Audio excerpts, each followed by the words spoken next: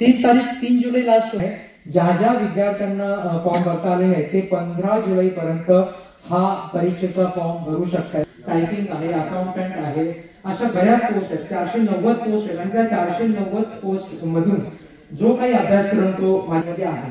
आता युट्यूबवरती तुम्ही बऱ्याच विद्यार्थ्यांनी बघितलं असेल की अभ्यासक्रम बदलला, हे आहे ते आहे, तसं काही नाही। एक प्रश्न आहे, 100 क्वेश्चन्स 200 मार्क आणि 2 तासाचा पेपर असेल तर 60-40 हा पॅटर्न प्रत्येक सरळ सेवेच्या परीक्षेला घेतला जातो। प्रत्येक सरळ सेवा म्हणजे काय, तर ग्रुप ए म्हणजे समिती, बाल विकास कल्याण समिती किंवा महानगरपालिकेच्या आतमधल्या जिथे आपण त्या डेस्क वरती जातो बिल भरायला वगैरे, इकडे सुंदर आणि साधा असतो। ही डोक्यातून एक अफवा काढून टाका, मिथ्स काढून टाका की या परीक्षेक्रम टाकायला आहे, तो सगळा अभ्यासक्रम तुमच्यासाठी नाही आहे। 60-40 पॅटर्न म्हणजे काय, 60-40 मध्ये होम सेंटर कल्याण डोंबिवली महापालिकेमध्ये बऱ्याच दिवसानंतर म्हणजे बऱ्याच वर्षानंतर आता पहिल्यांदा भरती आपल्याकडे होणार आहे आणि ऑनलाईन भरती असल्यामुळे जे उमेदवार आहेत किंवा स्टुडंट्स आहेत ते कुठेतरी दबावामध्ये आहेत, थोडे घाबरलेले आहेत किंवा पहिल्यांदा परीक्षा होते, काय विचारलं जाईल काय नाही, तर हे कुठेतरी त्यांची भीती दूर व्हावी आणि चांगल्या याच्याने त्यांनी परीक्षा द्यावी ती, कारण मेरिटमध्ये आल्याशिवाय गत्यंतर नाही। आणि ही भरती अशी आहे का इथे कुठल्याही वशीला कुठलाही काय चालणार नाही, त्यामुळे प्रत्येक स्टुडंट्सला मेरिटमध्ये येणं गरजेचं आहे। आणि मग त्यासाठी त्या विद्यार्थ्यांना जे पहिल्यांदा ऑनलाईन परीक्षेला बसणार आहेत त्यांना कुठेतरी माहिती तर पाहिजे की बाबा ऑनलाईन पेपर द्यायचं कसं, कारण 2 तासाचा पेपर आहे, जास्त विचार करून किंवा जास्त वेळ घालून त्यांना परवडणारं नाही। मग अशा वेळेला ही जी संस्था आहे जी आम्ही आता निमंत्रित केलेली आहे ही महाराष्ट्रातील एक अग्रगण्य संस्था आहे आणि ह्या बाबतीतच ते कार्य करत असतात। त्याचा विद्यार्थ्यांना, आपल्या कल्याण डोंबिवली परिसरातील विद्यार्थ्यांना फायदा व्हावा आणि परीक्षेला बसताना देताना त्यांना ऑनलाईन त्याची भीती असेल किंवा त्यांच्या मनावरती जे काही दडपण असेल ते दूर व्हावं आणि जास्तीत जास्त मुलं ह्या मेरिटमध्ये यावी, जेणेकरून कल्याण डोंबिवली महापालिकेचा जो पहिल्यांदा भरतीने होता त्याचा फायदा व्हावा। त्यासाठी आपण ही कल्याण शहर शाखेच्या मार्फत हे मार्गदर्शन शिबिर आपण आयोजित केलेलं आहे।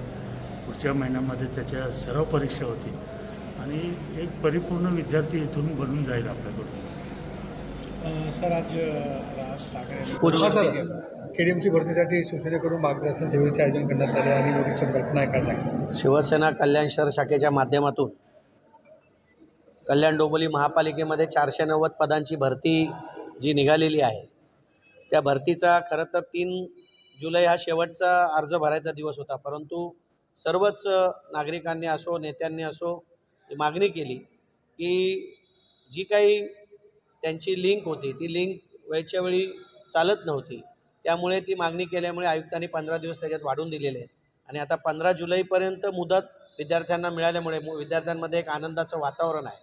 आणि शिवसेनेने एक विचार केला की विद्यार्थ्यांना खऱ्या अर्थाने मार्गदर्शनाची आवश्यकता आहे आणि विद्यार्थी हे ज्या सिलेबसवर अभ्यास केला पाहिजे त्या सिलेबसवर अभ्यास करण्याची आवश्यकता असल्यामुळे त्यांना एक तज्ज्ञ व्यक्तींकडून मार्गदर्शनाची गरज असल्यामुळे शिवसेना कल्याण शहर शाखेच्या माध्यमातून या ठिकाणी तज्ज्ञ मार्गदर्शनाच्या माध्यमातून आज या ठिकाणी आचार्य यात्रे येथे मार्गदर्शन शिबिर सुरू आहे आणि अतिशय चांगला प्रतिसाद त्या ठिकाणी मिळतोय। आणि माझं हे म्हणणं आहे की कल्याण डोंबिवलीतील जी विद्यार्थी आहेत ती 490च्या 490 विद्यार्थी हे कल्याण डोंबिवलीचेच पास झाले पाहिजे, कारण की ते कल्याण डोंबिवली क्षेत्रातील अभ्यासक्रम त्यांच्यासाठीच आम्ही या ठिकाणी आयोजन केलेलं आहे खरं तर, आणि त्यांना त्याचा लाभ नक्कीच मिळणार आहे। अतिशय चांगल्या पद्धतीने मार्गदर्शन शिबिर सुरू आहे। राज आणि उद्धव ठाकरे एकत्र आले आणि त्या दरम्यान उद्धव ठाकरेंनी उपमुख्यमंत्र्यांवर टीका केली, काय बोडत्याला काढीचा आधार, त्यांची बोट बुडत चाललेली आहे।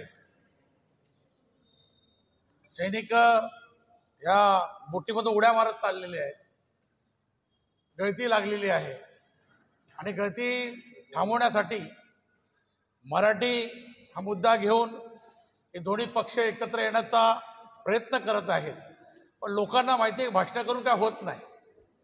लोकांच्या सुखादुःखात तळागाळात काम करणारे एकमेव नेते म्हणजे एकनाथ शिंदे साहेब आहेत त्यामुळे एकनाथ शिंदे साहेबांचा जो कार्ड आहे हा कार्यकर्त्याचा कार्ड आहे आणि कार्यकर्त्याचा कार्ड या ठिकाणी कल्याण डोंबिवली महापालिकेच्या राजकारणात चालणार याबद्दल आमच्या मनात कुठल्याबद्दल शंका नाही.